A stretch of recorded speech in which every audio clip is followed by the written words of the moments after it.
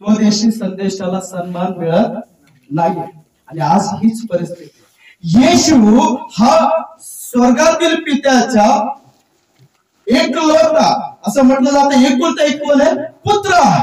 आणि ज्यावेळेस तो पृथ्वीवर मनुष्याचं रूप धारण करून येतो त्यावेळेस त्याला त्याच्या गावात, त्याला त्याच्या घरात सन्मान मिळत नाही। Hallelujah, hallelujah. वाखाणूयात आपण लूक शुभवर्तमान 4 अध्याय आणि वचन 18 पासून पुढे। लूक शुभवर्तमान 4 अध्याय आणि वचन आहे 18 पासून पुढे। बघा इथं येशू काय म्हणत आहे? परमेश्वराचा आत्मा माझ्यावर आला आहे कारण तिना सुवार्ता सांगण्यास त्याने मला अभिषेक केला आहे। पुढे धरून नेलेल्यांची सुटका व आंधळ्यांची दृष्टीचा लाभ याची घोषणा कराव्यास परमेश्वराच्या प्रसादाचे वर्ष विदित करवायास त्याने मला पाठवले आहे। फार सुंदर वचन या ठिकाणी पाहायला मिळतं। येशू ज्या वेळेस ह्या वचनाकडे जातो, तुमच्या आणि माझ्या सारखाच तो व्यक्ती होता, परंतु त्याच्यात एक फरक होता। तो एक देवाचा दास बनून, एक सेवक बनून पृथ्वीवर आला होता। आणि ज्यावेळेस त्याने बाप्तिस्मा घेतला त्याच्यावर देवाचा आत्मा उतरला। 40 दिवस तो वेगळा झाला, 40 दिवस त्याने प्रार्थना केली, 40 दिवसात सामर्थ्याने भरला। आणि ज्यावेळेस तो मंदिरामध्ये आला ना त्यावेळेस त्या मंदिरामध्ये पुलपिटवर उभा राहून यशायाचा ग्रंथ जे आता वचन आपण वाचलंय तो मनन करू लागला। हालेलुया। हे वचन त्या ठिकाणी तो वाचत होता आणि वाचत असताना म्हटलं की देवाचा आत्मा माझ्यावर आलेला आहे ते यासाठी की जे दीन लोक आहेत त्यांना मी काय सांगावे? सुवार्ता। जे आंधळे त्यांना दृष्टी द्यावी, जे लंगडे त्यांना चालावयास, जे ठेचले जात आहेत त्यांना सोडावयास मला प्रभूने काय केलं? पाठवलेलं आहे। हे प्रभू बोलत आणि बोलत असताना ज्यावेळेस तुम्ही पुढे जाल त्यावेळेस वचनामध्ये असं लिहिलंय, वाचूयात 20 वचन। मग ग्रंथ पाठ गुंडाळून ते सेवकास परत देऊन तो खाली बसला। तुम्ही ऐकताय मला? येशू कुठे गेलाय? मंदिरात। आणि मंदिरात काय वाचतोय? ग्रंथ। एक लक्षात ठेवा, आज सेवकाला दुसरा सेवक सन्मान देत नाही। मंडळीचं सोडाच, एक सेवक दुसऱ्या सेवकाला काय देत नाहीये? सन्मान देत नाहीये। या ठिकाणी वचन काय सांगतं? येशू मंदिरात गेला, शास्त्र भाग उघडला आणि वाचला। वाचून झाल्यावर त्याने तो गुंडाळला आणि दुसऱ्या सेवकाच्या हातामध्ये दिला। हालेलुया। देऊन टाकला। जो कोणी त्या ठिकाणी सेवक असेल, प्रेस इन्चार्ज असेल, जो कोणी त्याचा मालक असेल, जो कोणी चालक असेल, त्याच्या हातामध्ये ते शास्त्र भाग दिला आणि पुन्हा जाऊन बसला। परंतु ते गुंडाळून झाल्याच्या नंतर तो अजून एक शब्द आवर्जून बोलत आहे, वाचूया। मग तो त्यास म्हणू लागला की हा शास्त्रलेख, ऐकताय तुम्ही? बायबलचं वचन सांगतं येशूने ते वचन वाचल्याच्या नंतर, गुंडाळून झाल्याच्या नंतर तो लोकांना पाहून म्हणते की आज हे शास्त्रलेख जे ऐकत असताना काय झालंय? तुम्ही ऐकताय? काय झालंय? काय झालंय? याच्या अगोदर ते पूर्ण होतं? वचन तर लिहिलं होतं शास्त्रामध्ये, लिहिलंय का नाही? येशूने लिहिलेलं वचन वाचलंय, पण वाचल्यावर तो म्हणतो की आज हे शास्त्र भाग, आज हे वचन काय झालंय? पूर्ण झालंय।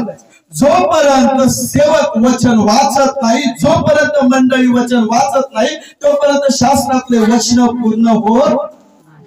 तुम्ही घरात ठेवून पवित्र होऊ शकत नाही, वाचल्याच्या नंतर तुम्ही पवित्र होणार आहे। हालेलुया। बायबलचं वचन सांगतं शास्त्र भाग वाचायचं, मनन करायचं।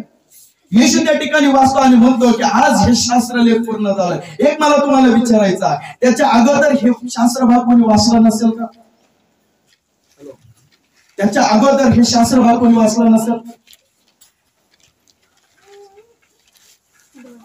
काय वाटतं तुम्हाला मंडळींना? तुम्हाला प्रश्न आहे माझा। येशू हा शास्त्र भाग वाचतोय। येशूच्या अगोदरही संदेश होते, तिथं सेवक होते, तिथं पाळक होते, त्यांनी हे भाग वाचलं नसेल का? तुम्ही ऐकताय मला? वाचलं नसेल का? मग त्यावेळेस का नाही झालं? येशू वाचत असतानाच का पूर्ण झालं?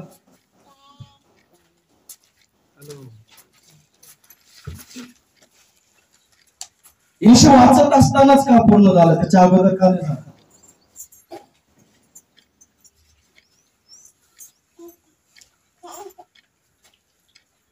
बोला काही समय आल्याशिवाय नाही ना. समय आल्याशिवाय ते पूर्ण होत नाहीये. एकदम बरोबर उत्तर आहे. अजून अजून अजून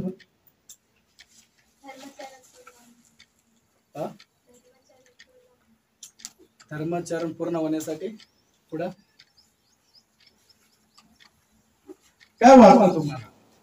त्याच्या अगोदर सेवकाने वाचलं त्यावेळेस पूर्ण का नाही झालं, आणि आज सेवक वाचलं त्यावेळेस पूर्ण का होत?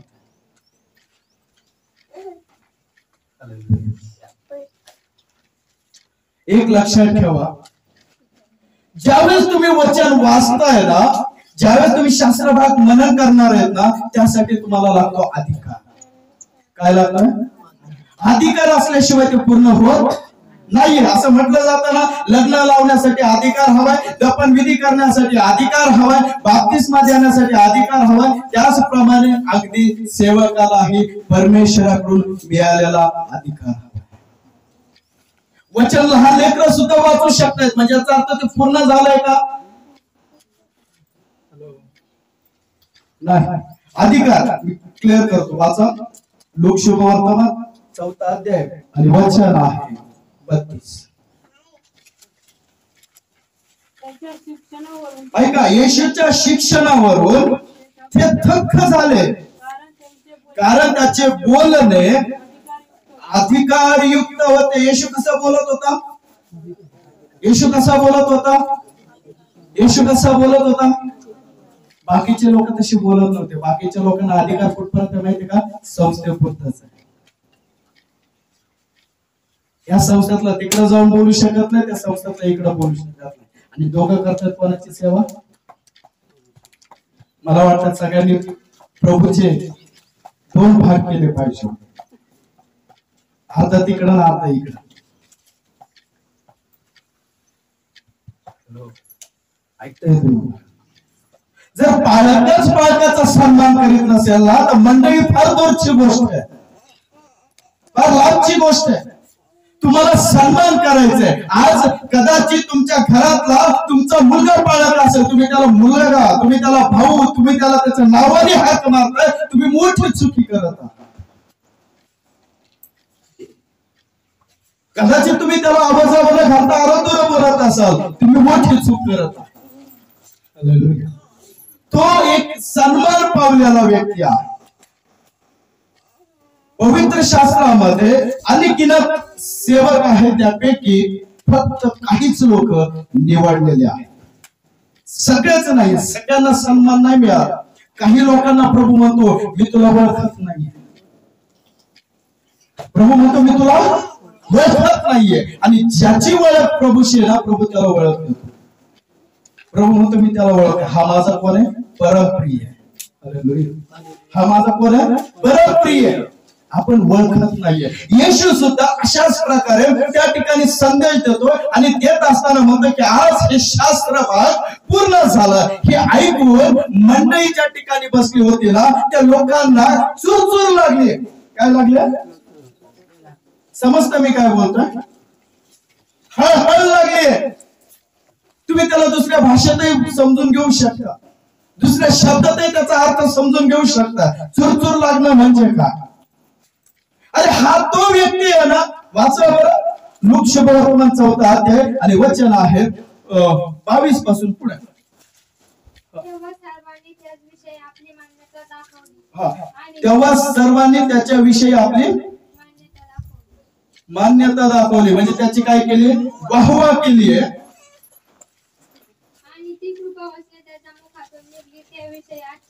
आणि जी कृपा वचने त्याच्या मुखातून निघली त्याविषयी त्यांनी काय केलं? आश्चर्य केलं. जे लोक तिथं बसले त्यांनी ते वचन ऐकलं आणि त्याच्याविषयी काय करू लागले, आश्चर्य करू लागले. कशाचं आश्चर्य केलं माहितीये का? इथं वाहवा केली, पण मला प्रश्न पडला, खरोखर प्रभूची प्रशंसा त्यांनी केली आहे का? हॅलो, येशू त्या ठिकाणी संदेश वाचून झाल्यावर लोक त्याची काय करतात, प्रशंसा करतायत, त्याची वाहवा करतायत आणि त्यांना काय होतं, त्यांच्याकडे पाहून आश्चर्य होतं. का बरं आश्चर्य होतं? ते म्हणाले हा यशोबाचा पुत्र ना. त्याने त्यास म्हटले खरोखर तुम्ही मलाही आपल्याला बरे कर, माझ्या गोष्टी तू केल्यास आम्ही ऐकले त्या येथील आपल्या देशात कर. ह्या 2 वर्षांमध्ये पाहायला मिळतं. पहिली त्याची प्रशंसा करतात आणि नंतर त्याला काय म्हणतात, जे तू चमत्कार त्या ठिकाणी केलेत ना ते इथं करून दाखव. तुम्ही ऐकताय? पहिलं त्याची काय केली, प्रशंसा. एक लक्षात ठेवा, तोंडावर लोक तुमची महिमा करतील, तोंडावर तुमचे गुणगान गातील, तुमची प्रशंसा करतील आणि माग तुमची निंदा. माग काय करतील, तुमची निंदा. येशूची प्रशंसा करतात, वाव किती सुंदर वचन सांगतो, वाव किती सुंदर तो प्रभूचं शास्त्र भाग वाचतोय, वाव किती सुंदर त्याने सगळं कार्य केलंय. आणि नंतर त्याला काय म्हणतात, जे चमत्कार तिकडे केलं ते इथं तरी करून दाखव. एक लक्षात ठेवा, त्यांचा विश्वास खऱ्या अर्थाने येशूवर नव्हता. येशूला ते संदेशा म्हणून जास्त समजून घेत नव्हते, देवाचा सेवक म्हणून त्याला समजून घेत नव्हते. दुसरी गोष्ट, ते आपलाय म्हणून त्याला किंमत देत. शब्द काय वाचला त्या ठिकाणी, हा कोणाचा मुलगा, कोणाचा कोणाचा. कधी कधी काय होतं माहितीये का, मी प्रश्न करतो स्वतःला की प्रभू, जे लोक पाळत होतात ते त्यांचं गाव सोडून दूरदेशी निघून जात आहे. उत्तर मिळालं, सन्मान. घरी सन्मानच मिळत नाही, मान मिळत नाही, त्याला नावाने हाक मारतायत. बालपणीचा मित्र येतोय नावाने हाक मारतोय, नातलं घेतात नावाने हाक मारतोय, जुन्या गोष्टी उकरून काढतायत जे लहानपणी सगळेच असतात. हालेलुया. परंतु तो सेवक झाल्याच्या नंतर त्याला तो सन्मान मिळत नाही. वचन असं सांगतं, येशूने ओळखलं ही माझी प्रशंसा फक्त तोंडावर करतायत, पण त्यांच्या आतमध्ये वेगळंच काहीतरी चाललेलं आहे. येशूला ते यासाठी बोलत होते कारण येशू हा त्यामधला यहुद्यांचा घराण्यातून आलेला एक पुत्र होता. एक 2 गोष्ट लक्षात ठेवा, संदेष्टा कोण बनायचं, लेवी घराण्यातला. जे लेवी कुळ आहे त्या लेवी कुळातूनच फक्त याजक बनायचे. आणि यहुदी घराण्यातून कोण बनायचं, यहुदी घराण्यातून कोण बनायचं, राजा. तुम्ही मला ऐकताय, यहुदी जो कुळ आहे 12 कुळापैकी एक कुळ, ज्याचा कुळाचं नाव आहे यहुदा, दुसऱ्या कुळाचं नाव आहे लेवी, तिसऱ्या कुळाचं नाव आहे बेन्यामीन.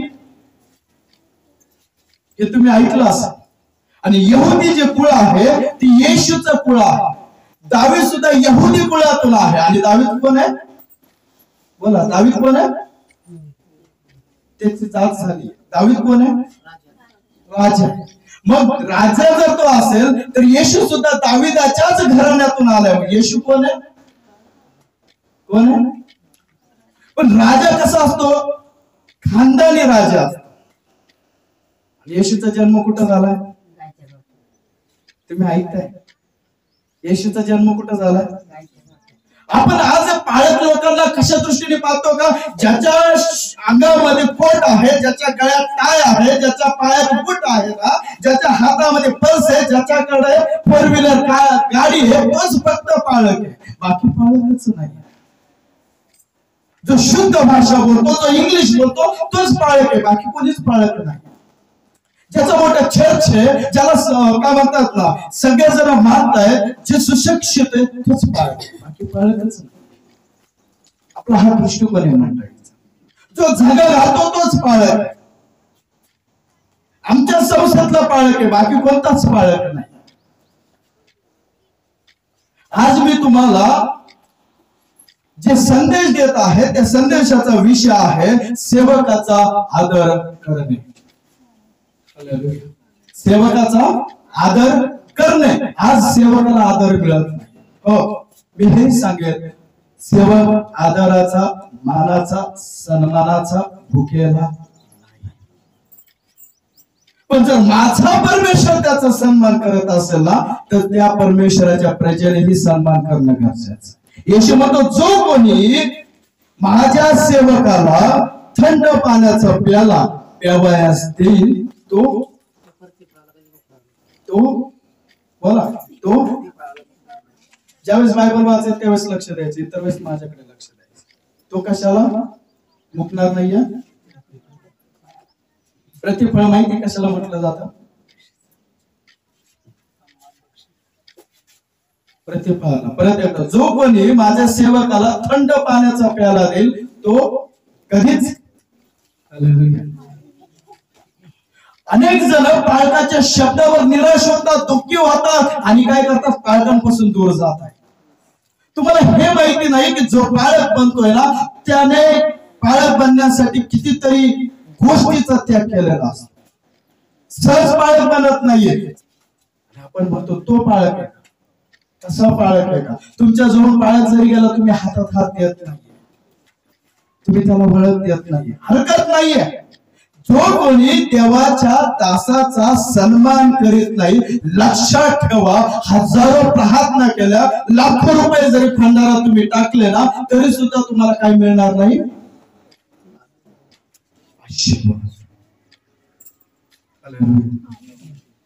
काय हरकत नाही. येशू त्या ठिकाणी त्यांना बोलत आहे की तुम्ही माझ्याबद्दल असं म्हणत असाल, मी हे जे वचन वाचलं ना, तुम्ही जर म्हणतात ना हा या योसेफाचा पुत्र आहे, तर तुमच्या मनात काय चाललंय हे मला माहितीये. तो आहे. लगेच आपण विचार करायला लागतो त्याच्याबद्दल. आणि येशू बदल्यातही तसाच विचार ते लोक, मंडळीतले लोक, यहुदी लोक करीत होते. ते अशा प्रकारे वाचूया. येशू 23 वचनामध्ये असं लिहिलं, त्याने त्यास म्हटलंय, खरोखर तुम्ही मला ही मन लागू कराल की हे वैद्य तू स्वतःलाच बरे कर. कफरनहूमात ज्या गोष्टी तू केल्या असे आम्ही ऐकले, ते येथेही आपल्या गावी कर. हालेलुया. ते इथेही आपल्या गावी कर. जे चमत्कार तिकडे करतो ना, इथं कर. तिकडे पाहिलं पण आलं, आम्ही फक्त ऐकलं, इथं करून दाखव ना चमत्कार. हालेलुया. हालेलुया. येशूला बोलतायत, याच्या बहिणी आपल्याकडे काम करतायत. हा स्वतःचा मुलगा आहे, स्वतःच पहिलं चांगलं कर, नंतर आमचं चांगलं. येशूला तशी मन त्या ठिकाणी येशू ओळखून बोलत आहे, तुम्ही मला असे म्हणत असा. हे कशावरून म्हणणार होते मी तुम्हाला पुढे सांगतो. वाचा वचन 24 पासून पुढे तो म्हणाला, मी तुम्हाला खचित सांगतो, कोणताही संदेश स्वदेशात मान्य. याचा अर्थ खरोखर मान्य होत नाही का? स्वदेशात मान्य होतो, पण लोकांना त्याला सन्मान द्यायचा, लोकांना त्याला आदर द्यायचा नाही. आजपासून मी तुम्हाला सांगू इच्छितो, तुमचा घरचा माणूस असो, तुमचा पारका माणूस असो, जर तो सेवक असेल तर त्याचा सन्मान केला आहे. तो सन्मानाचा भुकेला नाही, पण जर तुम्हाला आशीर्वाद हवे असेल तर तुम्हाला ते करायला. हालेलुया. तुम्हाला त्याचा मान, तुम्हाला त्याला सत्कार द्या. आज जर माझ्याकडे पाळक आले तर मलाही त्याचा सन्मान करा. जर मी त्यांच्याकडे गेलो तर तुम्हालाही माझा सन्मान करा. हे एकमेकाचा आदर करण्याची एक सेवा आहे. हालेलुया. हालेलुया. येशू इथं फार दुःखाने म्हणत आहे, संदेश त्याला स्वतःच्या देशामध्ये मान मिळेल. तो असं म्हणत नाही कधीच मिळणार नाही, असं तो बोलत नाही. तो बोलतो जर हे समजलं तर ते मान देते. जर वचन समजलं तर ते त्याचे काय करतील, सन्मान. आज आमचा आकाश पास्टर जर मंडळीला म्हटलं चला आपण सगळेजण जागर उभे राहू, त्याचं कोणीच ऐकत नाही. जागर बसून राहतात, कारण तुमच्या दृष्टीने मी पाळक आहे, तो पाळक नाही. तुमच्या दृष्टीने मी पाळक आहे, हे पाळक नाही. तुमच्या दृष्टीने मी पाळक आहे, ते पाळक नाही. पण लक्षात ठेवा, ते सुद्धा पाळक.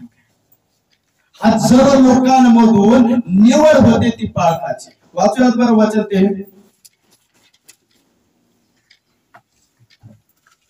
मत्ती शुभवर्तमान 22:8-14.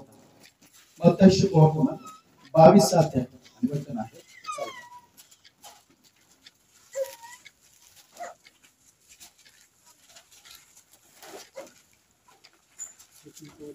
बोलावलेले बहुत आहेत, बोलवलेले बहुत पुष्कळ आहेत, पण निवडलेले. तुम्हाला पण सेवेला बोलवले, पण तुम्ही सेवा करताय, तुम्ही देवाची गुणगान गाताय, तुम्ही देवाची वचन लोकांना सांगताय, तुम्ही लोकांसाठी प्रार्थना करताय, तुम्ही लोकांसाठी स्वतःचा त्याग करताय? अजिबात नाही. म्हणून म्हणतो प्रभू बोलवलेले पुष्कळ आहेत, पण निवडलेले थोडके. हे जे निवडलेत ना, यांनी तुमच्यासाठी त्याग केला. तुम्हाला माहिती का, आजचा पाळत सुद्धा सुशिक्षित आहे. जर त्यांनी हे सेवेचं काम सोडलं ना, तर कुठेही ते 20 ते 30 हजार रुपये कमवू शकतात महिन्याला. तुम्ही ऐकताय मला? 20 ते 30 हजार रुपये महिन्याला कमवू शकताय. त्यांना हात आहेत, त्यांना पाय, त्यांना ज्ञान सुद्धा आहे, पण तरी सुद्धा 30,000 रुपयाचा विचार न करता ते देवाच्या लोकांचा विचार करताय. देवाच्या लोकांचा विचार करताय. आपण त्यांना सहज घेतो. काहीतरी त्या पालकाकडे, होय काहीच नाहीये त्या पालकाकडे, कारण त्याने तुमच्यासाठी सर्व गोष्टीचा त्याग केला. तुम्ही तुमच्यासारखं कमवू शकतो, तुमच्यासारखी मेहनत करून परिश्रम करून ते पैसे साठवू शकतो, पण नाही करत, कारण त्याला देवाने जबाबदारी दिली. त्याला देवाने काय केलं? निवडले. त्याची निवड झाली आहे, म्हणून तो हे काम. आपण काय करतो? त्याचा अपमान. आपण काय करतोय? त्याची निंदा. लोकांना वाटतं पालकांनी यावा, आम्हाला हातात हात यावा. लोकांना वाटतं पालकांनी यावा, 2 शब्द आम्हाला बोला. त्यापेक्षा एक पाऊल तुम्ही पुढे टाका ना, काय प्रॉब्लेम होतो? काय फरक पडतोय? ऍटिट्यूड, अहंकार. मी कशाला जाऊ त्याच्याकडे? तो तर एवढा आहे, आता माझ्या समोरचा लहानाचा मोठा झाला, मी का जाऊ त्याच्या समोर? त्याने माझ्याकडे यायला पाहिजे, त्याने येऊन मला बोललं पाहिजे. हालेलुया. हेच वाटतं ना आपल्याला?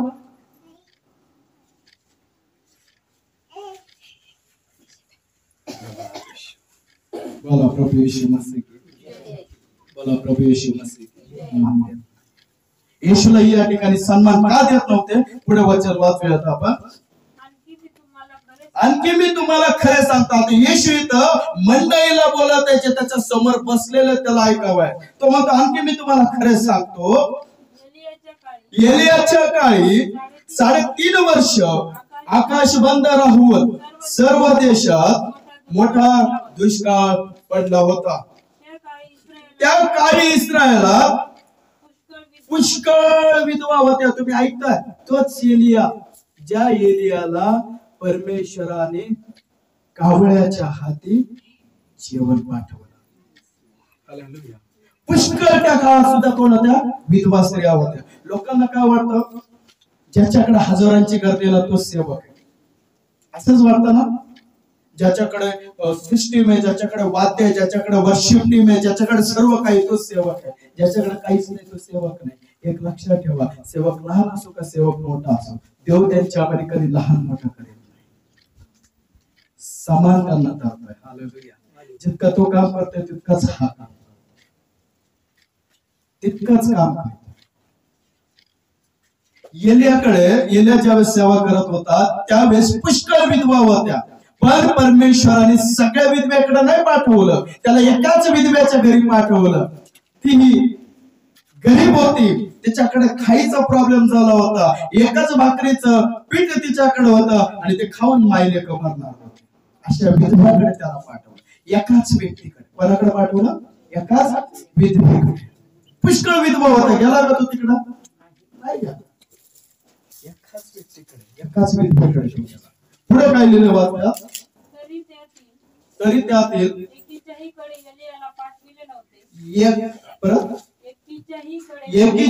त्याला पाठविले नव्हते. तर सिदोन प्रदेशातील सारफत येथील एका विधवेकडे मात्र त्याला पाठविले. त्या एलियाला सगळीकडे नाही पाठवलं, फक्त एकाच विधवेकडे पाठवलं, कारण त्या विधवेला त्याची गरज होती. हालेलुया.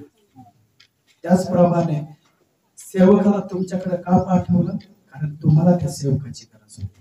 जर एलिया नसता गेला, माझा प्रश्न त्या विधवा स्त्रीकडे जर परमेश्वराने एलियाला पाठवलं नसतं तर काय झालं असतं? त्याला ती भाकर मळली असते, टेंबली असते, थापली असते, भाजली असते, गरम केली असते, 2 तुकडे केले असते, अर्धे खाल्ले असते, काय झालं असतं? बायबल हे सांगतं ना की तिच्याकडे एकच भाकरीचं पीठ होतं आणि ती हे म्हणून त्याला सांगते की माझ्याकडे एकच भाकरीचं पीठ आहे, ते आम्ही खाणार आहोत आणि दुसऱ्या दिवशी मरणार आहोत. कारण पीठच नाही आणि त्याला कोणी देणारच नव्हतं, उपाशीच मरणार होते. म्हणून ती बोलते ना आम्ही मरणार. जर एलिया त्याच्याकडे गेलाच नसता तर काय झालं असतं? एलिया त्याच्याकडे गेलाच नसता काय झालं असतं? हॅलो, ती विधवा स्त्री, तिला काय परमेश्वर माहिती नव्हता का? माझ्याशी बोलायचं सगळ्यांनी. परमेश्वर तिला माहिती नव्हता का? मग एलिया गेला नसतं, तिला प्रार्थना केली असते, देवाने ऐकलं असतं का नाही? मग एलियाला पाठवण्याची काय गरज होती? एलियाला पाठवण्याची काय गरज होती? पण बायबलचं वचन सांगतं की देवाने त्या विधवा स्त्रीकडे एलियाला पाठवलं आणि एलिया म्हणतो मी सांगतो तसं कर. तू जर तसं केलं ना तुझी तेलाची कुपी कधी आटणार नाही. तुझ्या घरातलं मटक, पिठाचं मटक कधी रिकामं राहणार. एका दिवसाचं मरण मागणारी स्त्री पुष्कळ वर्षाचं. ते तो जर गेला नसता तर काय झालं असतं त्या विधवा स्त्रीचं? हेच कारण आहे, जर सेवक तुमच्याकडे आले नाही ना तुमचंही जीवन त्या विधवा स्त्री सारखं झालं असतं. म्हणून सेवक तुमच्यासाठी देवाने पाठवलाय, म्हणून पाठवलंय, त्यासाठी तुम्ही त्याचा सन्मान करा. म्हणून मी सुरुवातीलाच म्हणलं ना, घर की मुर्गी डाळ बराबर. आता तसं समजू नका. कधी कधी डाळ सुद्धा जीवन वाचवते, डाळ सुद्धा ताकद देते. जा दवाखान्यात, डॉक्टर म्हणते जड अन्न खाऊ नका, वाचवते ना.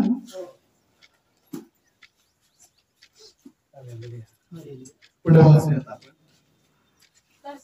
तसेच अलिशा संदेशाच्या काळी देखील त्याने बघा संदेशाचं नाव घेतलंय. ज्या संदेशाला हे यहुदी लोक आहेत ना, हे यहुदी लोक एलियाला फार मानायचे, अलिशाला फार मानायचे, योहान बाप्तिस्मा करण्याला फार मानायचे. त्यासोबत अनेक संदेश आहेत जुन्या करारामध्ये, त्यांना ते फार मान सन्मान द्यायचे. जसे आजचेही लोक आहेत ना, काही सेवकांना फार मान सन्मान देत आहेत आणि बाकीच्यांना देतच नाही. जसं एलियाला सन्मान देत होते येशूला नाही, अलिशाला सन्मान देत होते येशूला नाही, ते मोशेला सन्मान देत होते येशूला नाही, ते अब्राहमाला सन्मान द्यायचे परंतु येशूला नाही.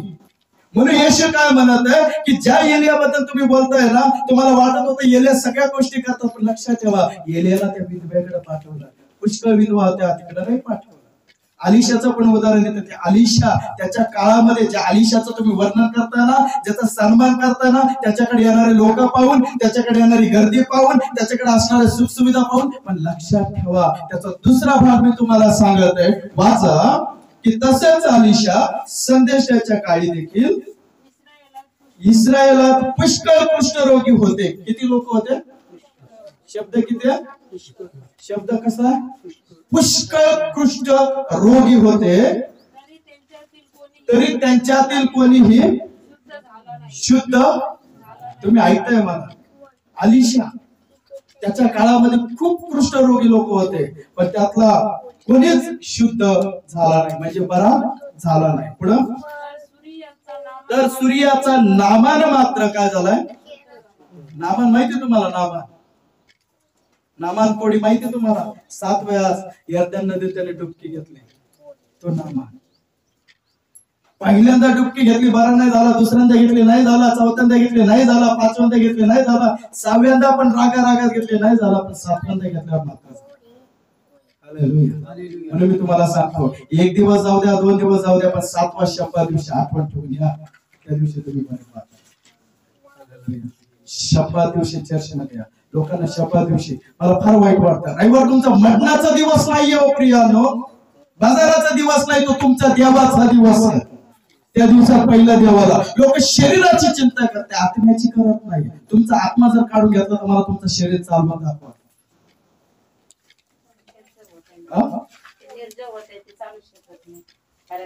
मग आता तुम्हाला शरीरालाच असतं अन्न देण्याची गरज आहे, आत्म्यालाच असतं अन्न देण्याची गरज. आपण आत्म्याची चिंता करत नाही, शरीराची चिंता करतोय. रविवार पहिला आपण आपल्या शरीराचं बघतोय आणि नंतर चर्चला येतो, नंतर चर्चला येतो. पाळसाहेब तुम्ही बोलते इथून ऐकू.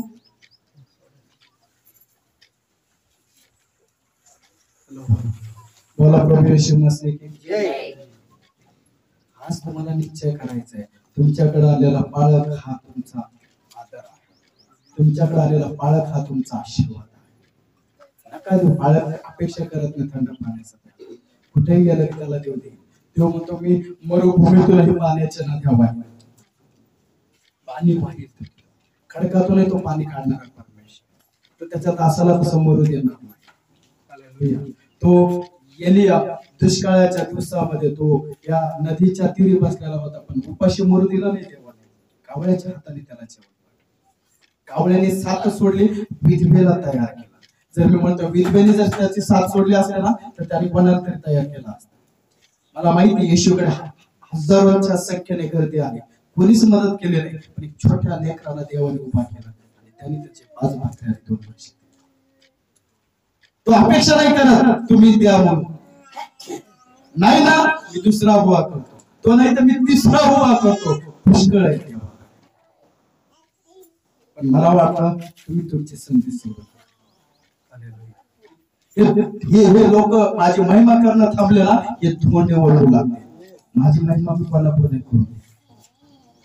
तुम्हाला नाही यायचं रविवारी नका येऊ, नाही शब्द यायचं नका येऊ, नाही बाळकाचं ऐकायचं नका ऐकू. बाळकाचा शब्द ऐकण्यासाठी हे झाड साक्षीदार आहेत, हे ऐकतील. हे निर्जीव वस्तू ऐकतील, हे साक्षीदार. मी ते केलंय. 1 महिनाभर एकट्याने चर्च चालवली, कोणी नव्हतं माझ्याकडे. का बाळक टोचून बोलते असं लोकांना वाटतं, टोचून बोलणारा बाळक नाही. मी असंही म्हणेन कान टोचल्याशिवाय सुंदरता येत नाही.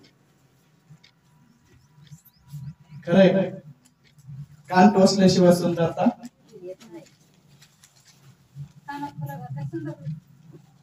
म्हणून बाळक तुम्हाला टोचत राहतो सर, की तुम्हाला सुंदरता यावं. पण आपण बघ थोडस सोनाराकडे जातो, तुम्हाला टोच येतो का नाही? कान थोडस त्रास होता, पण नंतर बरं होतं आणि तुम्ही चांगले दिसू लागताय. तुम्ही हौसेने घालताय नंतर तो पहिले तर बारीक काढी टोचते, नंतर तुम्ही तर फार एक आता तर म्हणतात 3-3 मजली फुलं घालतायत कानातले. सुंबर म्हणतो आपण त्याला, 3-3 मजलीच असतात. मग तसंच मला सांगायचं, पाळ्या सुरुवातीला वाटतं तुम्हाला टोचते, दुःख देते, पण लक्षात ठेवा त्याच्या वचनाने त्याने सांगितलेल्या रहस्याने तुम्हाला सुंदरता येणार. पुढे जाऊया. येशू त्या ठिकाणी म्हणत आहे की तो नामान एकटाच शुद्ध झाला, एकटाच शुद्ध झाला. पुष्कळ जण नाही झाले त्याच्याकडे जाणार, कारण सगळे जण जाताना हेच विचार करायचे हे काय होईल.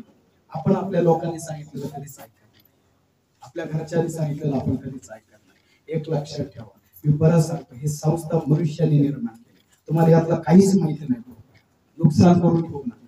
बायबल मध्ये मला तुम्ही शोधून दाखवायचंय, मी आज माझी सेवा सोडून देतो की इथं संस्थेचं नाव लिहिलेलं आहे. मग तुम्ही संस्थेचं काय ऐकताय, बायबलचं नाही ऐकायचं सोडून काय ऐकताय संस्थेचं? लोकांना सुधरा. तुम्ही तुमचं तारण गमवत आहात, तुम्ही तुमचं सार्वकालिक जीवन गमवत आहात. नाही समजत आहे तुम्हाला.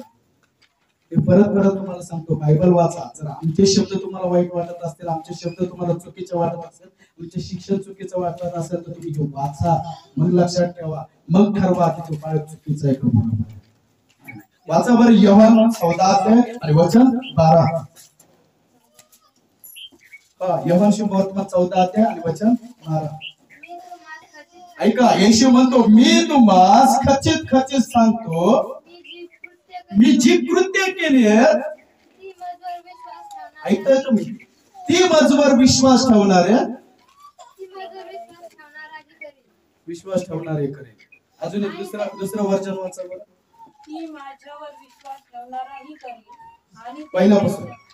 मी तुम्हाला खचित खचित सांगतो, हा मी जी कृत्य करीतो हा ती माझ्यावर विश्वास ठेवणाराही करेल ते माझ्यावर विश्वास ठेवणाराही करेल. आणि त्यापेक्षा मोठी ऐका काय म्हटलं, आणि त्यापेक्षा मोठी करेल. तुम्ही ऐकता येशू काय म्हणत आहे स्वतः, मी जे चमत्कार केलेत, मी जे चिन्ह केलेत, मी जे काय अद्भुत कार्य केलेत ना, माझ्यावर विश्वास ठेवणारा करीलच करेल. पण मी तुम्हाला हे सांगतो, तो माझ्यापेक्षाही जास्त मोठे चमत्कार करेल. आज मला तुम्हाला प्रश्न आहे, येशूपेक्षा जास्त मोठा चमत्कार केलेला एक तरी मला संदेश दाखवा, एक तरी पाळत दाखवा, एक तरी सेवक दाखवा की त्याने येशूपेक्षा मोठा चमत्कार केला. माहिती आहे तुम्हाला, येशूपेक्षा मोठा चमत्कार केलेला एक तरी मला सेवक दाखवा आहे नाही. पण येशू काय करत आहे, त्या सेवकासमोर स्वतःला नम्र करत आहे, लहान करत आहे स्वतःला. मी ह्या बाळकासमोर स्वतःला लहान करतोय. नाहीतर मी काय म्हणतो, याला काहीच येत नाही, मला सगळंच काही येतं. मी माझी स्वतःची बढाई मारतोय, माझी स्वतःची प्रशंसा करतोय, माझी स्वतःची महिमा करतोय. आणि याला काय करतो मी, अहो जो सृष्टीकर्ता परमेश्वर असून तो काय म्हणत आहे की माझ्यापेक्षा तुम्ही जास्त चमत्कार करा, तर त्यांची प्रशंसा करतोय आणि स्वतःला त्यांच्या समोर कमी. याला म्हणतात नम्रता. तो स्वर्गातील परमेश्वराचा एकुलता एक पुत्र असून 12 शिष्यांच्या पाणी टाकून तो पाय धुतो. स्वतःला काय करतोय. आज आम्ही काय म्हणतो, एकमेकांना पालकांना तो असाच आहे, तो तसाच आहे, त्याला काहीच येत नाही, त्याला जमतच नाही, त्याला संदेशच सांगता येत नाही, तो बोलण्यात अडकतो, तो तोत्र आहे, तो असा आहे, त्याला इंग्लिश येत. आपण अशा अनेक गोष्टी करतात, ते जगच घालत नाही, त्यांची दीक्षा झाली नाही, त्यांचं हेच नाही, ते पाळकच नाही. आमचेच पाळक दुसऱ्या पाळकांना कमी आणि स्वतःला ऐकताय तुम्ही. अशा पढाई मारणाऱ्या पालकांसाठी देवाने खूप भयंकर दंड ठेवला. जसं पायावर दगड पडल्याच्या नंतर आग निघतात बाहेर, तसं त्या नरकात टाकल्याच्या नंतर त्यांची आवाज बाहेर. कधी कधी तुम्ही तुमचा आवाज लोकांना ऐकायला जाऊ नये म्हणून तुम्ही ते दाबण्याचा प्रयत्न करताय, परंतु दाब तर नक्कीच तुम्ही काय म्हणतात ना, दात खातात. आपण नाही का सहन करतो पण आवाज बाहेर जात नाही, अशा प्रकारचं बायबल म्हणतं की तिथं तुम्ही आरडा आणि दात खाणं चालेल. त्या नरकामध्ये दात खाणं चालेल, ते दात खाते, दात वट खाते, करणार नाही. बाळकासाठी मी बोलत म्हणून बाळकांवर लहान असा मोठे असा एकमेकांचा काय करा, सन्मान करा. आणि मंडळीनं हे झालं आमच्या पालकांचा विषय, पण तुम्हाला पालकांचा सन्मान करणंही येऊ द्या घरात. मला वाईट वाटतं तिथं तुमचा नातेवाईक म्हणून येशू सुद्धा ज्यावेळेस सेवा करतो ना, त्याच्या अगोदर तो त्याच्या आईला आई म्हणत असेल, त्याच्या अगोदर त्याच्या भावाला भाऊ म्हणत असेल, त्याच्या अगोदर त्याच्या वडिलाला वडील म्हणत असेल, पण ज्यावेळेस सेवेत उतरला ना, पहिला शब्द तिथं वापरतो, हे बाई तुझा माझा काय संबंध. ऐकताय तुम्ही, कारण इथं तुम्हाला मुलाच्या हिशोबाने विचारायला लागले, हे विसरलेच की मी इथं मुलगा नाहीये, इथं मी एक देवाचा काय, देवाचा सेवक आहे. तुम्हाला माहिती का, येशू सुद्धा हे पहिला संदेश आहे. तुम्हाला येशूचा पहिला चमत्कार माहिती होता कानागावातला, पण हा पहिला संदेश माहिती नव्हता. हे पहिला संदेश येशूचा कोणता, देवाचा आत्मा माझ्यावर आला, त्याने मला अभिषेक केला, तिनं सुवार्ता सांगायचं. हे वाचून झालं, त्याने शास्त्रपाठ गुंडाळला, सेवकाला दिला आणि मग त्याला स्पष्टीकरण करू लागला. करत असताना लोकांनी म्हटले भाव किती सुंदर बोलतोय, भाव किती चांगलं बोलतोय, त्याची प्रशंसा केली. आज आमच्या पाळक लोकांना थोडं म्हणलं की लय भारी सांगतोय, पाळक गर्वाने फुटून जातो, लय भारी प्रार्थना करते, लेखी गर्वाने फुटून जातो. पाळक साहेब आज पुष्कळदा माझ्या चर्चमध्ये तुम्ही ऐकलं असेल, मी जास्त चमत्कारावर बोलत नाही. पुष्कळदा बायबल कॉलेजच्या विद्यार्थ्यांनी पण ऐकलं असेल, मी चमत्काराच्या थोडस विरोधात, पण एक लक्षात ठेवा, पुष्कळ आपल्यामध्ये असे आहेत की त्यांनी चमत्काराचा अनुभव घेतलेला आहे. पुष्कळ जण आपल्यामध्ये इथं पण आहेत ज्याने माझ्याकडून चमत्काराचा अनुभव घेतलेला आहे. पण मी ते का करत नाही? कारण मी जर म्हटलं मी हे केलं, मी ते केलं, तर माझ्यामध्ये काही गर्व, अहंकार आणि मी सहज वरून खाली टाकलं पाहिजे. आपले लोक एक लक्षात ठेवा पालकांनो आणि मंडळींनो, लोक तुम्हाला हरभऱ्याच्या झाडावर चढवतात पण उतरायला सांगत मार ऐकताय तुम्ही? ही पण म्हणच हरभऱ्याच्या झाडावर तिथं म्हण आली म्हणून मी तुम्हाला पण सांगतो. लोक हरभरा लय भारी सांगतो, लय भारी सांगतो, लय भारी सांगतो, पण तू भारी भारी म्हणत थोड्या दिवसात लगेच खाली पडतो, पापाचा. लक्षात ठेवा, लोक म्हणतच असते पण आपले आपले फायदे आपण सोडायची नसते. पुढे वाचूया. हे ऐकून समजतानातील सर्व लोक ऐका, हे ऐकून बघा त्याने ज्या एलियाचं आणि त्या अलिशाचं वर्णन केलं ना, हे ऐकून जे त्याला ऐकण्यावयास आले ते लोक समजतानातील सर्व लोक संतापले. काय झाले? त्यांना काय आलाय? संतापलं. म्हणजे काय आलाय? काय आलाय? अक्सर सच बोलने वाले शब्द लोगों को चुभने लगते. तुम्ही ऐकताय म्हणा, सत्य बोलत असल्यानं तुम्हाला ते टोचतं. मी मगाशीच म्हणलं ना, बाळकाच्या बोलणं टोचतं. बाळक तुमच्यासाठी सांगतो, इथं ऐकूनच संतापले म्हणजे त्यांना ते टोचलं ना, त्यांना ते शब्द टोचलं. जर येशूचा राग येत असत तर आम्ही किस खेतकी मुली.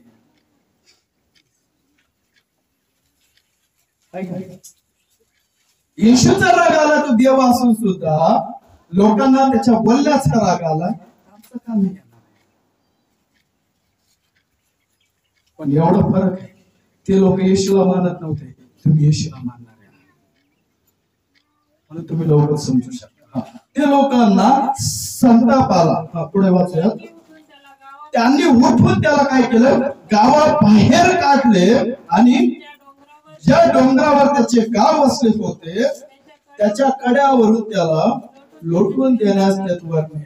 बघा मी काय सांगितलं, लोक ज्यावेळेस तुमच्यावर रागराग करतील ना, लोकांना ज्यावेळेस पालकाचं बोलणं आवडणार नाही ना, त्यावेळेस लोक काय करतील? पालकाला खाली पाडण्याचा प्रयत्न करतील. येशूला डोंगरावरून खाली ढकलण्याचा प्रयत्न केलाय. आज लोक पालकाला डोंगरावरून खाली नाही ढकलत, त्यांना सेवेतून खाली पाडतात, निंदा करतात पालकाची, मागे नावं ठेवतात पालकाची. तुम्ही माझ्यापासून प्रशंसा करत असेल पण माझ्यापासून गेल्याच्या नंतर दुसरं बाळक असंच आहे. तुला माहिती आहे बाळक असंच आहे, बाळक हेच करतो. म्हणजे तुम्ही काय करताय? बाळकाला दुसऱ्याच्या नजरेत खाली पाडताय. इथं डोंगर नसतं तेही तुम्ही केलं असतं. तुम्ही ऐकताय? बोला प्रभू येशू मसीह की जय. लोकांना येशूच्या बोलण्याचा संताप आला, पण लक्षात ठेवा नुकसान त्यांचंच आहे ज्यांना राग. नीतिसूत्रामध्ये असं सांगितलं, मूर्खाच्या ठाई काय वस्ती करतं? राग. ज्याला पटकन राग येतो तो कोण आहे? मूर्ख. असं नीतिसूत्रामध्ये. आणि ह्या लोकांना ऐकत्या क्षणी राग आला. काही जण तर आपल्या पालकाबद्दल ऐकूनच घेत नाही. आमच्या पालकाबद्दल बोललं, आमच्या पालकाबद्दल बोललं, आमच्या पालकाबद्दल ऐकून घेण्यास तयारी. हा मारायला होत. पुढे वाचायचं. पण तो त्यांच्यामधून निघून गेला. पण तो शांतपणे त्यांच्यातून निघून गेला. तुम्ही ऐकताय? येशूचं निघून जाणं, सेवकाचं निघून जाणं तुमच्यासाठी मोठं नुकसानाचं कारण आहे. येशू त्यांच्यातून निघून गेला. आजही यहुदी लोक मोठं नुकसान सहन करतात. आजही आजची परिस्थिती यरुशलेममध्ये मोठं नुकसान ते सहन करतात. सेवक परत एकदा सांगतो, बायबल मध्ये असं सांगितलं, बाळक साहेब ज्यावेळेस तुम्ही एखाद्याच्या घरी जाता, बायबल मध्ये असं सांगितलं, बाळक साहेब तुम्ही ज्यावेळेस एखाद्याच्या घरी जातात त्यावेळेस ज्या घरात तुम्हाला सन्मान दिला ना त्या घरामध्ये तुम्हाला पाहिजे त्या दिवस तेवढे दिवस तुम्ही राहा. पण ज्या घराने तुमचा सन्मान केला नाही, ज्या घरातून तुम्हाला थंड पाण्याचा प्याला आला नाही, त्या घरामध्ये आपल्या पायाचे धूळ झटकून घराच्या बाहेर सांगितलं. बाहेर झटकलं म्हणजे तुमच्या घरावर श्राप येण्याचे प्रतीक, नुकसान होण्याचं कारण. तुम्ही ऐकताय? पाय झटकणं, धूळ झटकणं म्हणजे बाळक तुमच्या घरातून निघून जाणं, दुःखाने निघून जाणं म्हणजे तुमचं मोठं नुकसान. धन्यवाद. आमच्या पायसर मला साथ देत आहेत. उभा राहा म्हणले की उभा राहतात. प्रभू त्यांना आशीर्वाद देतात. ठीक आहे. तिथं लिहिलं की येशू त्यांच्यामधून निघून गेला. आणि त्यांची दशा पहिल्यापेक्षाही वाईट झाली. एक माझ्यासोबत वचन तुम्हाला करायचं.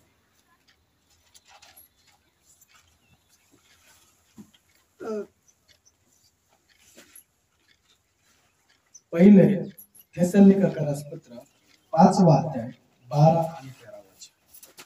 पहिले थेसलोनिकरास पत्र 5 अध्याय 12 आणि 13 वचन. एक लक्षात ठेवा, यहुदी लोकांसारखी चूक तुम्ही करू नका.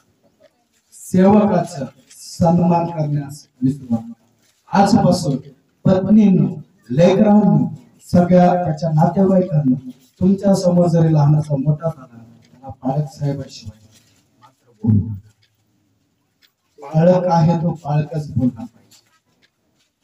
पाळकच तुम्ही त्या शब्दाने त्याचा आदर म्हणून त्याला तसं बोलला पाहिजे. हे पद तुम्ही दिलेलं नाही, कोणी दिलं? आणि त्या शब्दाचा मान तुम्हाला आणि मला ठेवायचा. त्या शब्दाचा मान तुम्हाला आणि मला ठेवायचा. दोन प्रकारचे पाळक असतात. एक स्वतःहून म्हणतात मला मान सन्मान द्या. ते म्हणतात ना, माझ्याकडे पहा आणि पाणी पुढे वाहा. स्वतः ते सन्मान मागतात. आणि दुसरे काही पाळक असतात ते सन्मान मागत नाही. पुष्कळ सेवकांनी बायबल मध्ये पाहायला मिळतं, आजही हकीकत मध्ये पाहायला मिळतं, पुष्कळ सेवकांनी त्रास सहन केलेला. जे 12 पाळक होते, कोणाला उलट्या क्रॉसवर लटकून मारण्यात आलं, कोणाला डोंगरावर खाली फेकण्यात आलं, कोणाला गरम कढईत टाकण्यात आलं, कोणाचं सिर कलम करण्यात आलं. आता काही वर्षापूर्वी 1993 ते 95 कालावधीमध्ये केरला या भागामध्ये एक बाळक आणि त्याचे 2 लेकर त्यांना गाडीमध्ये जिवंत जाळण्यात आलं. गेल्या वर्षी पास्टर सुनील गंगावणे काही कारण नसताना खोटे आरोप करून 6 महिने जेलामध्ये त्यांना टाकण्यात आलं.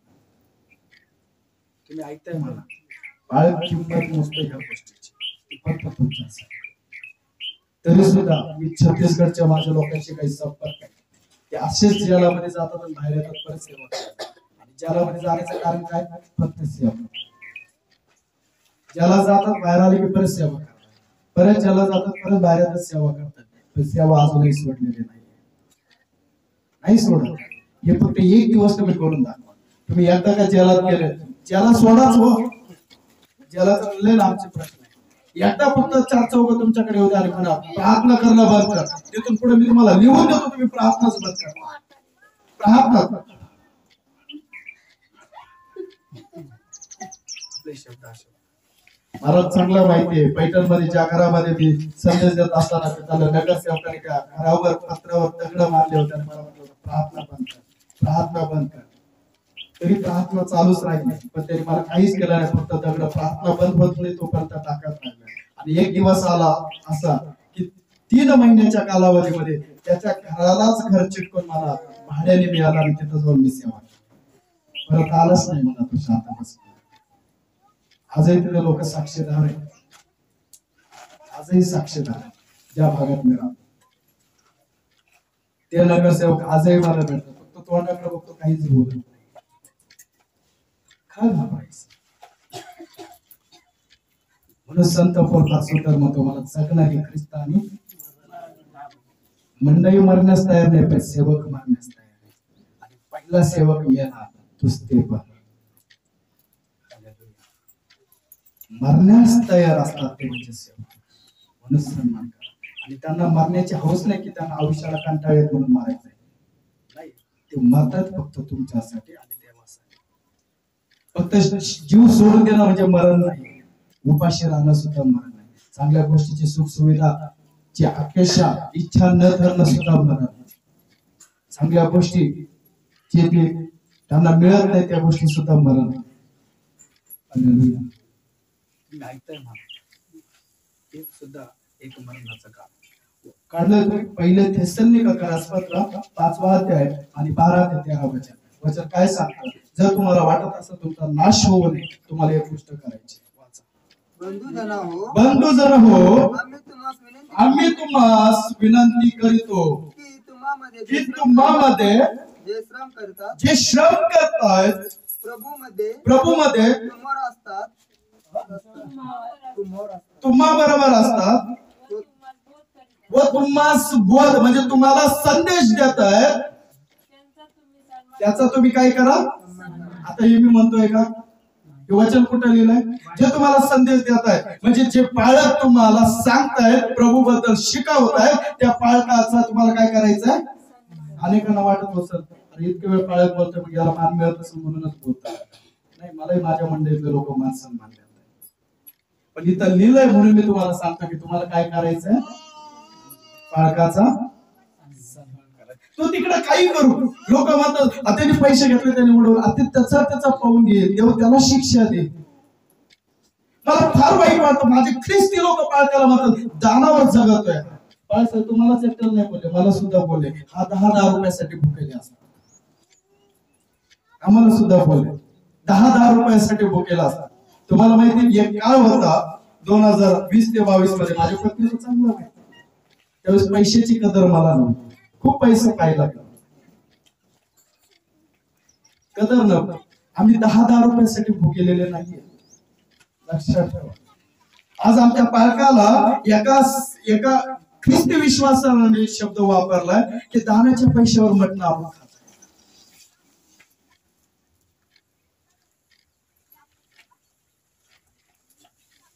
हे मंडळीने बोलावं, विश्वासणाऱ्यांनी, ईश्वर विश्वास ठेवणाऱ्याने बोलावं. तुम्ही विचारताय सरळ सरळ बायबल मध्ये लिहिलंय जो कोणी सुवार्ता सांगतो ना त्यांनी आपलं घर सुवार्त्याच्या मिळणाऱ्या पैशातून भागवावं, हे लिहिलंय.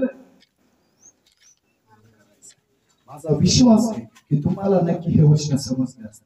हे वचन सांगण्याचं कारण आहे की प्रभूच्या सेवकांचं, मी एकटा पाळक आहे म्हणून नाही, असे माझ्यासाठी पुष्कळ पाळक आहेत त्यांना त्यांच्या घराचा सन्मान मिळाला. मीच पाळक आहे म्हणून नाही, असे पुष्कळ पाळक आहेत ज्यांनी पाळकीय सेवा करत असताना पुष्कळ गोष्टीचा त्याग सहन केला. त्याग म्हटलं जातं, तोडजोड केली काही गोष्टींची. आपण आपल्या जागरूक